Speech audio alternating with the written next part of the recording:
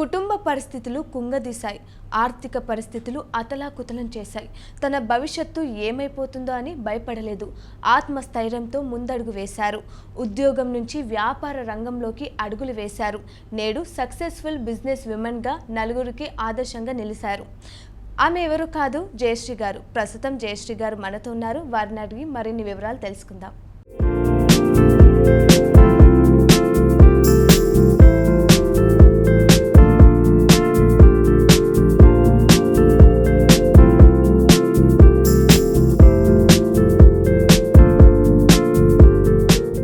నమస్తే మ్యామ్, ఎలా ఉన్నారు? నమస్తే అండి, బాగున్నాం మేడం. జయశ్రీ గారు, మీరు ఎక్కడ పుట్టారు అండ్ ఏం చదువుకున్నారు? నేను పుట్టింది వచ్చేసి హైదరాబాద్లో ఐడిపిఎల్ దగ్గర బాలనగర్ అని. ఓకే. Near by. నేను చదువుకుంది వచ్చేసి 10th క్లాస్. 10th వరకు చదువుకున్నాను. 10th తర్వాత ఇంకా జాబ్ అని చెప్పేసి నేను చదివిన స్కూల్లోనే మళ్ళీ టీచర్ జాబ్ చేశాను. గవర్నమెంట్ స్కూల్లోనే స్టడీ నాది. అందులోనే మళ్ళీ టీచర్ జాబ్ కూడా చేశాను 5th క్లాస్ వరకు. వాళ్ళకి పిల్లలకి స్కూల్లో టీచర్గా చెప్పాను. విద్యా వాలంటరీ అని ఉండేది ఇంతకుముందు. అలా క్లాసెస్ అనేది స్టార్ట్ చేసాము. దాని తర్వాత మ్యారీడ్ అనేది ఫిక్స్ అయింది. మ్యారీడ్ చేసుకున్నాక అండ్ మీ కుటుంబ ఆర్థిక పరిస్థితులు మిమ్మల్ని ఏ విధంగా దిగజార్చాయి అండ్ అసలు దానికి కారణాలు ఏంటి? అసలు కుటుంబ ఆర్థిక పరిస్థితులు అంటే మేడం, ఆల్రెడీ మ్యారీడ్ అయిపోయిన తర్వాత జాబ్ అనేది ఇంతకుముందు చిన్న ఉన్నప్పుడు అంటే ఏమి ఉండదు కదా మనకి. అంత ఫాదర్ మదర్ వాళ్ళు చూసుకోవడం అలా అయిపోయింది. నా మ్యారీడ్ అయిపోయాక 1 yearలో మా మదర్ అనేది ఎక్స్పైర్ అయిపోయారు. అలా ఎక్స్పైర్ అయిపోయాక కొద్దిగా బాధ్యతలు అనేది పెరిగాయి. ఇంకా అలాగే నాకు ప్రెగ్నెన్సీ కూడా మ్యారేజ్ అయినాక 1 year తర్వాత కన్సీవ్ అయ్యాను. 2006లో పెద్ద బాబు పుట్టాడు. ఏంటంటే హెల్త్ ఇష్యూస్ బాగా వచ్చాయి బాబుకి. హెల్త్ ఇష్యూస్ వల్ల కొద్దిగా ఆర్థిక పరిస్థితులు అనేది ఇబ్బంది పడడం. మా వారు జాబ్ చేసుకునే వాళ్ళము. ఇంకా అలా కొద్దిగా ఇబ్బంది పడి ప్రాబ్లమ్స్ అనేవి చాలా ఎక్కువైపోయాయి. ఆర్థిక పరిస్థితుల నుంచి మామూలుగా జాబ్ చేయాలి అనే ఉద్దేశంతో బయటకు వచ్చాను అనమాట. అండ్ ఆ టైంలో మీకు ఎలాంటి ఆలోచనలు వచ్చేవి అసలు? అంటే అసలు బయటికి అయితే ఎప్పుడు వెళ్ళలేదు. మామూలుగా అప్పుడు టీచర్ జాబ్ కూడా స్టడీ పర్పస్లోనే కాబట్టి చేసాము. మ్యారేజ్ అయిన తర్వాత ఇంకా జాబ్ అనేది బయట సెర్చ్ చేసుకోవడము. అప్పుడు శాలరీస్ అయితే చాలా తక్కువ, 1000-2000 రూపీస్ అలా శాలరీస్ ఉండేది. స్టార్టింగ్ జాబ్ నేను జాయిన్ అయిన దగ్గర కూడా ప్రింటింగ్ ప్రెస్లో ఫస్ట్ స్టార్టింగ్ చేశాను. ప్రింటింగ్ ప్రెస్లో కూడా స్క్రీన్ ప్రింటింగ్ అని చెప్పేసి అని అది మార్నింగ్ అక్కడ జాబ్ చేసే వాళ్ళం, మళ్ళీ నైట్ విజిటింగ్ కార్డ్స్ అవి పార్ట్ టైం లాగా ఇంటికి తీసుకొచ్చి కొని చేసేదాన్ని అనమాట స్క్రీన్ ప్రింటింగ్ అని. ఇంకా అలా కూడా నాకు అది సెట్ అయ్యేదే అనిపించలేదు. పిల్లలు పెరుగుతూ ఉంటే వాళ్ళకి ఏదో ఒకటి సాధించాలి చేయాలి అనే ఉద్దేశంతో మళ్ళీ వేరే జాబ్లో జాయిన్ అయ్యాను. అక్కడ 12 years చేశాను జాబు. దాంట్లో కూడా చాలా ఎక్స్పీరియన్స్, స్ట్రీట్ వెండర్స్ పైన చేశాను అనమాట జాబ్. అండ్ అలాంటి టైంలో ఇటు బంధువుల నుంచి కానీ అటు ఇరుగు పొరుగు వారి నుంచి కానీ ఇబ్బందులు ఏమైనా ఎదుర్కొన్నారా? అంటే చిన్న చూపు చూడడం అలా ఏమైనా చేశారా? ఎదుర్కొన్నాం మేడం, చాలా ఇబ్బందులు పడ్డాము. ఇంకా పిల్లల ఫ్యూచర్ ఎదగాలి, వాళ్ళకి ఆర్థిక పరిస్థితులు అంటే హాస్పిటల్లో ట్రీట్మెంట్కే బాగా అయ్యేది నాకు. ఇంట్లో మా వారి సపోర్ట్ కానీ ఇంకా చిన్న ఏదో ఒక ఇష్యూస్ అనేది జరుగుతూనే ఉంటాయి కదా, అలాంటి ఇష్యూస్ జరగడము కొద్దిగా చాలా ఇబ్బందులు పడ్డాము. ఒక పరిస్థితి వచ్చినప్పుడు ఈ ఫైనాన్షియల్గా చాలా ఇబ్బందులు పడి అసలు ఎందుకు ఈ జీవితం అనే పరిస్థితికి కూడా వచ్చామన్నమాట. అలాంటి పరిస్థితి కూడా వచ్చాము. అలాంటి దగ్గర నుంచి నాకు ఇంకా జాబ్ చేసుకుంటూ సపోర్ట్ చేసుకోవాలి. ఇప్పుడు ఏదైనా ప్రాబ్లం ఉంది అంటే మేము ఇబ్బంది పడాలి, కానీ పుట్టిన పిల్లల్ని ఎందుకు ఇబ్బంది పెట్టడం అనేది ఒకటి ఆలోచించుకున్నాను.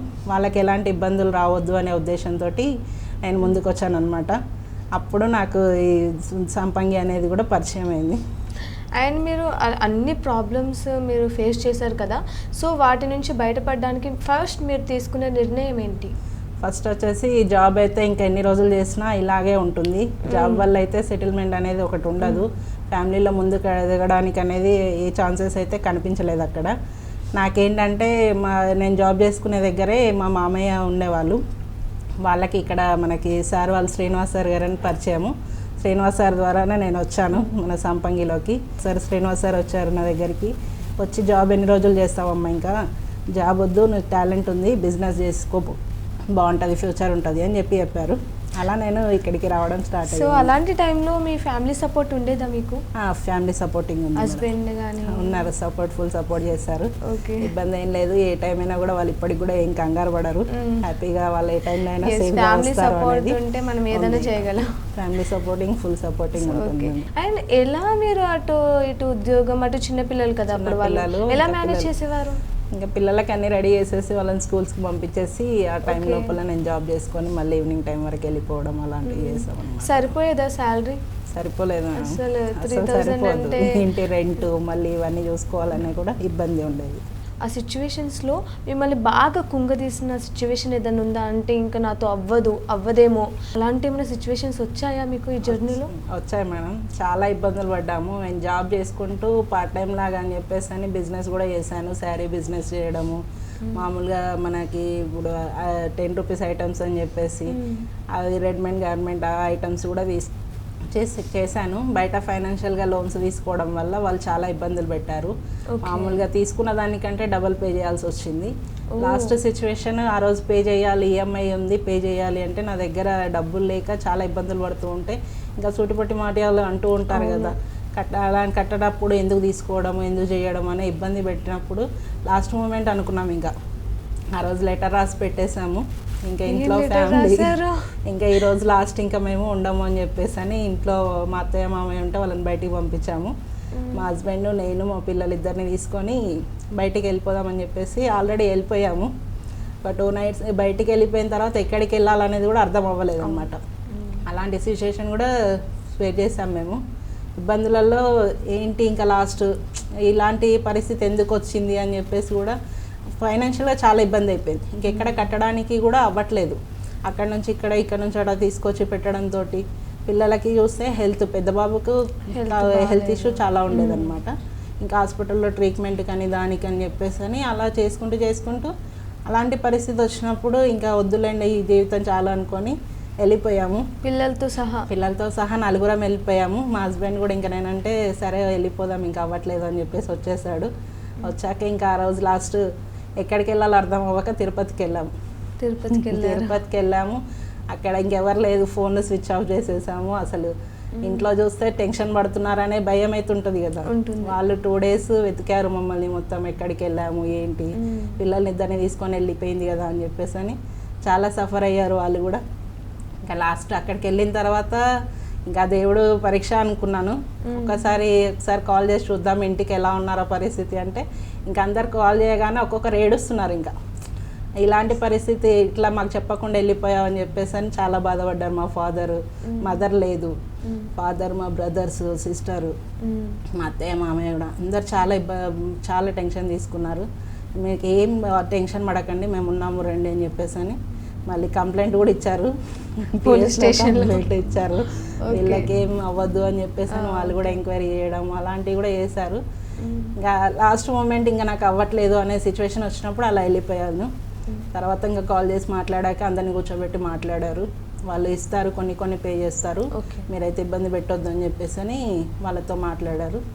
ఇంకా ఆ టెన్షన్ నుంచి అప్పుడు నేను అనుకున్నాను ఇలా జాబ్ చేసుకుంటూ అయితే ఇంకా ఒకటేసారి డేర్ చేసుకున్నాను. ఇలా కాదు, నేను తప్పు చేసిన దానికి పిల్లలకి ఎందుకు శిక్ష చేయడము, నేను ఎట్లాగైనా డేర్ చేసి నా లైఫ్ ఏందనేది నేను తిరగ రాసుకుంటానని చెప్పేసి ఆ ఉద్దేశంతో బయటకు వచ్చాను. జాబ్ చేశాను, కంటిన్యూ కష్టపడ్డాను. ఎలా అయితే ముందుకు వెళ్ళగలుగుతాను అనే ఉద్దేశంతో నేను ముందుకు వచ్చాను, చేశాను. నాకు ఈ సంపంగి దొరకడం అయితే చాలా అదృష్టం. అది ఆ దేవుడు నాకు ఈ రూపంలో చూపించాడు అని అనుకుంటున్నాను నేను ఎప్పటికైనా కూడా. ఇందులోకి వచ్చాక ఒక్కొక్క మెట్టు ఎదగడం ఎలాగనేది ఉద్యోగం తర్వాత డైరెక్ట్ సంపంగిలోకే వచ్చేసాను. ఇక్కడ ఈ బిజినెస్లోకే వచ్చాను నేను. అది శ్రీనివాస్ సార్ ద్వారా వచ్చాను. ఎగ్జిక్యూటివ్ డైరెక్టర్ శ్రీనివాస్ సార్ ఒక ఫాదర్ లాగా చూసుకుంటారు అనమాట. ఇప్పటికి కూడా ఎటువంటి కష్టం లేకుండా ఏ దాంట్లో అయినా నేను ఉన్నానమ్మా అన్నట్టుగా ఉంటారు సార్. వాళ్ళు కూడా రమేష్ సార్ కానీ సురేష్ సార్ కానీ ఒక బ్రదర్. ఇంకా వాళ్ళు ఏదైనా కూడా ఏ టైంలో మీకు ఎనీ టైం మేము ఉంటాము, మీ పిల్లలకి ఎటువంటి ప్రాబ్లం ఉండదు, ఫ్యామిలీకి ఎలాంటి ప్రాబ్లం ఉండదు అనే ఉద్దేశంతో అదే నమ్మకంతో నన్ను తీసుకొచ్చారు ముందుకి. అండ్ మేము మీలాంటి వాళ్ళు చాలామంది ఉంటుంటారు కదా, సో ఎంతమంది వర్క్ చేస్తున్నారు ఇక్కడ మహిళలు, అండ్ వాళ్ళకి ఎలాంటి ఎంకరేజ్మెంట్ ఇస్తుంటారు రమేష్ గారు? ఫస్ట్ స్టార్టింగ్ అయితే మేము వచ్చాం మేడం ఇక్కడికి రావడం. నేను ఒక మహిళగా నేను వచ్చాను ఇక్కడ. ప్రతి ఒక్కరు ఇప్పుడు నేను వచ్చానంటే నన్ను చూసి ఆదర్శంగా చాలా మంది వచ్చారు లేడీస్. నా టీమే ఉంది మేడం, 100 మెంబర్స్ లేడీస్ టీమే. 100 మెంబర్స్ నా కింద. ఆల్రెడీ ఇంట్లో పార్ట్ టైం లాగా చేసుకునే వాళ్ళు కొంతమంది ఉన్నారు. ఇంట్లో ఉండి ఇంటికే పరిమితం కాకుండా నేను ఒకటే అనుకున్నాను, లేడీస్ దీంట్లోతో నేను స్టార్ట్ అయ్యాను. ఇక్కడికి రావడము, వచ్చిన తర్వాత లేడీస్ని నేను మామూలుగా చిన్నగా అక్కడ నేను 10,000 శాలరీ జాబ్ చేసుకుంటూ కూడా అక్కడ ఒక ఆఫీస్ తీసుకొని ఫస్ట్ లేడీస్కి నేను శాలరీ ఇవ్వడం స్టార్ట్ చేశాను. ఒక ఫస్ట్ స్టార్టింగ్ ఒక 10,000 వాళ్ళకి శాలరీస్ ఇచ్చేసి ఒక 10 మెంబర్స్ని తీసుకున్నాను ఫస్ట్. ఈ కాన్సెప్ట్ వింటూ వాళ్ళు ఏం చేశారంటే ఎవరికో వేరే వాళ్ళకి చెప్పడం ఎందుకు, మేమే తీసుకుంటాం కదా అని చెప్పేసి భారతి గారు అని నా టీం డైరెక్ట్, ఆమె కూడా ఇప్పుడు ఇందులో ఒక వన్ ఆఫ్ ద వారియర్ అనమాట. ఓకే. తను ఫస్ట్ స్టార్టింగ్ ఫీల్ అయ్యి మేడం నేనే తీసుకుంటాను ఫస్ట్ అని చెప్పేసి అలా సేల్స్ స్టార్ట్ అయ్యాయి మాకు. సేల్స్ స్టార్ట్ అవ్వడం కూడా దీంట్లో వచ్చేసి మళ్ళీ ఏంటంటే మాకు ఇక్కడ స్టాఫ్ వచ్చేసి ఒక 500 మెంబర్స్ వరకు లేడీసే ఉన్నాం. అండ్ మ్యామ్ ఒకప్పుడు మీరు 3,000కు పని చేశానని చెప్పారు. సో ఇప్పుడు మీ ఆదాయం ఎంత? అప్పుడు వచ్చేసి 3,000 మేడం. ఇప్పుడు వచ్చేసి మినిమం నెలకి ఒక 2 లక్షలు అయితే ఖచ్చితంగా తీసుకుంటాం. ఒక 2 లక్షలు అయితే చెప్పాలి. సో తోటి మహిళలకు మీరు ఇచ్చే మోటివేషన్ ఏంటి? మహిళలకంటే మేడం ప్రతి ఒక్కరు ఇంటికే పరిమితం అవ్వకుండా బయట ప్రపంచాన్ని చూడాలి. అసలు మేము పాస్పోర్ట్ ఎప్పుడు డైరెక్ట్ చూడలేదు. పాస్పోర్ట్ వేయించుకున్నాను. ఫస్ట్ ఇంటర్నేషనల్ ట్రిప్ వెళ్ళాను అనమాట. ఎక్కడికి వెళ్ళారు? సింగపూర్కి వెళ్ళాను. సింగపూర్కి వెళ్ళాము. తర్వాత వచ్చేసి మనకి బ్యాంకాక్ ఇవన్నీ చూసేసి వచ్చాం. Bangkok, Malaysia.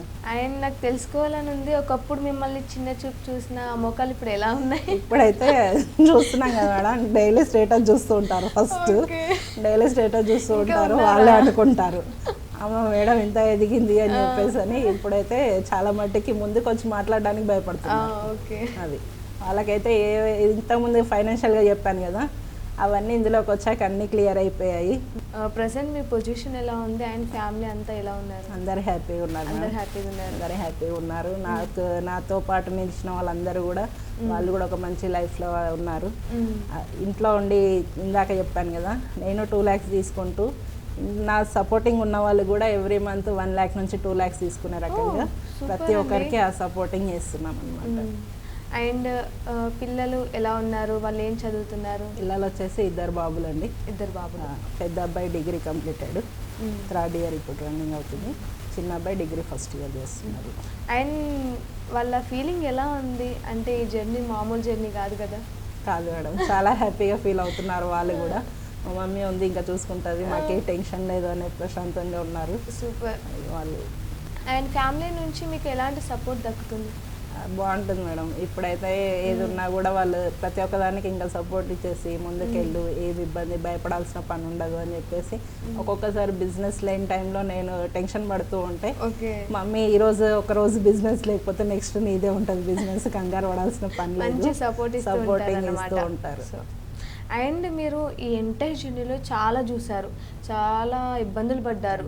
సో ఇప్పుడున్న జనరేషన్ అమ్మాయిలు కూడా చిన్న చిన్న ఇబ్బందులకి ఇటు ఫ్యామిలీని సఫర్ చేస్తున్నారు, వాళ్ళు సఫర్ అవుతున్నారు, ప్రాణాల మీదకి తెచ్చుకుంటున్నారు. సో అలాంటి మహిళలకు మీరు ఏం చెప్తారు? ఒకటే మేడం, ఇప్పుడున్న పిల్లల్ని చూస్తూ ఉంటే ఏంటంటే ఇప్పుడు ముందు ఏదైతే కనిపిస్తుందో దానికి అట్రాక్ట్ అవుతున్నారు అంతే.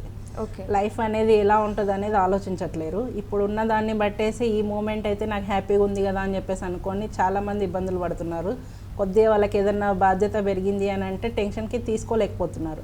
అలా అయ్యి సూసైడ్లు చేసుకోవడము చాలామంది. అసలు ఎందుకు మ్యారేజ్ అంటున్నారు, అప్పుడు ఇమ్మీడియట్లీ మళ్ళీ డైవర్స్ అని చెప్పేసి అనుకోవడము. ఒక లేడీ వచ్చాము అంటే, ఒక ఆడజన్మ ఎత్తాము అంటేనే ఓపిక మెయిన్.